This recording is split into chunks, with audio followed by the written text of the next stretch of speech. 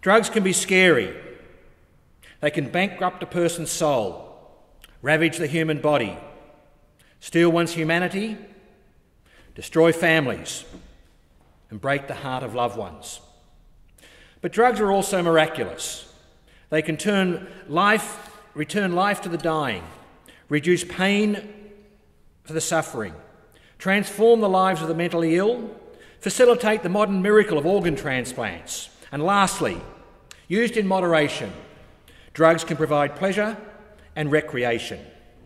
So drugs in themselves are neither good nor bad. Their utility depends on how they are used and how we apply their properties to enhance our daily lives.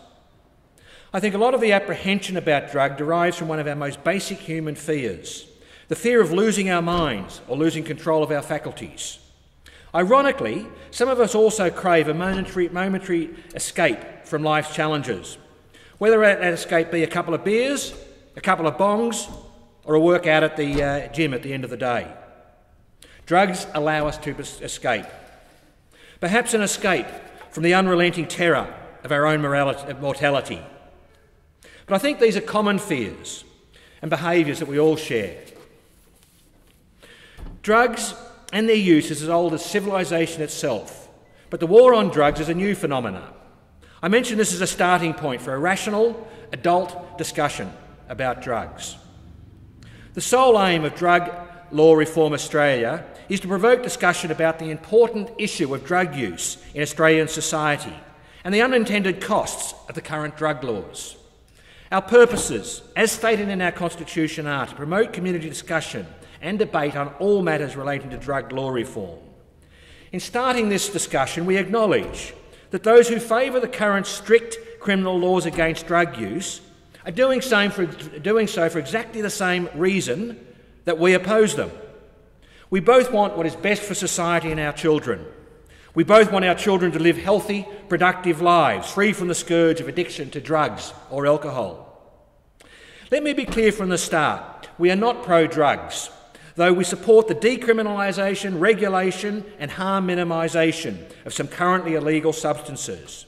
We are calling for the end of a so-called war on drugs, which we believe has failed.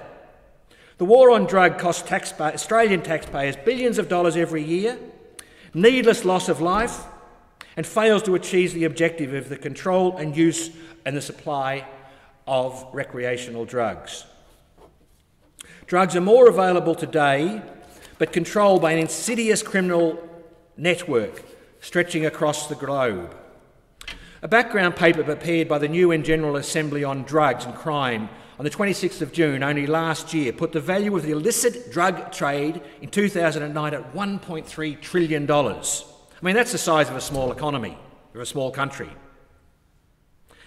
Even the successful $500 million ice bust in Sydney during the week will have little effect on supply, other than perhaps increasing the street price, which results in additional profits and incentive for the criminal network that controls the market. We believe the current prohibition, as well-intentioned as it may be, does not protect our children from drug addiction. The current drug laws create the environment where our young are misled on the dangers of dependent drug use. They become cynical to the warnings, which make them more vulnerable to problematic drug use. The truth is that no government can protect our young people from themselves. That is the job of parents. The education system can assist, but ultimately is a falsehood to believe that governments can protect our children from drug use. And unfortunately, in the current environment, if our kids do try illegal drugs, the consequences can destroy their futures. The hypocrisy of the current cannabis laws is evident to our young people and undermines their respect for the rule of law. We believe that by regulating, taxing cannabis, we can separate the cannabis supply chain from the more dangerous, harder drugs. In saying this, I'm acutely aware that cannabis, like alcohol, and like tobacco and alcohol, it can be addictive. We are certainly not encouraging cannabis use, but believe the legal supply, regulation and taxation is by far the better of two evils. According to the 2010 National Drug Strategy Household Survey, out of a population of 20 million Australians, 2 million Australians used cannabis in the last year.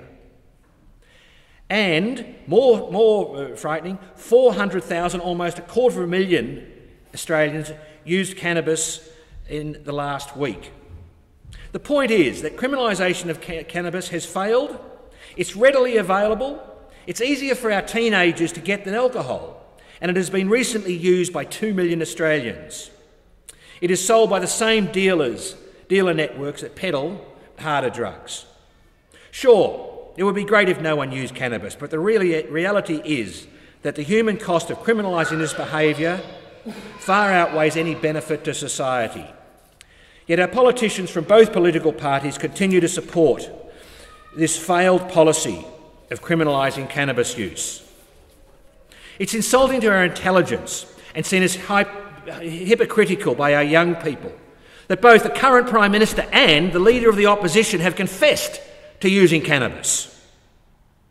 We are part of a worldwide movement to end the failed war on drugs.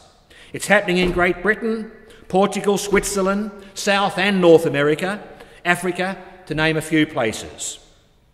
For example, 2 states in America, Colorado and Washington, have recently legalised the use and distribution of cannabis. That's right, they are legalising the use and possession of marijuana.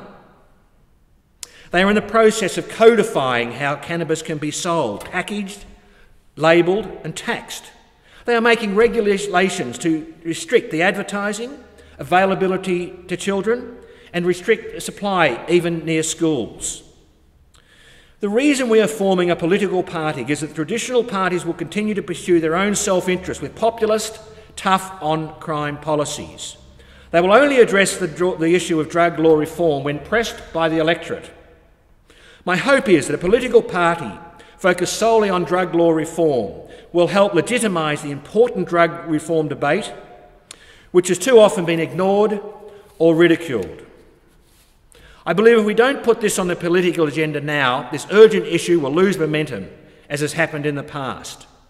10 years ago, we were on the cusp of real drug law reform when the Howard government, with Tony Abbott as health minister, introduced the tough on drugs strategy. My concern is that a Conservative Abbott government that may also control the Senate after the next election and have total control of the Parliament will put off any serious discussion of drug law reforms for another 10 years. I believe the answer to the refusal of the major parties to address the issue of drug law reform is to form a single-issue political party dedicated to this issue alone.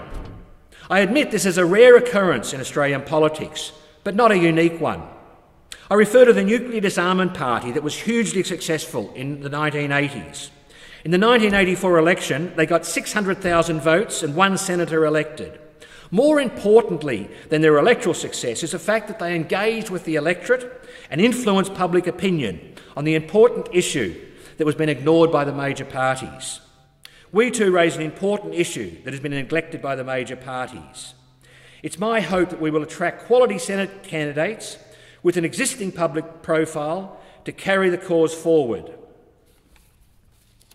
Finally, I think that the internet and the access to the media has created opportunities for previously unrepresented groups to gain electoral support at the expense of the traditional parties.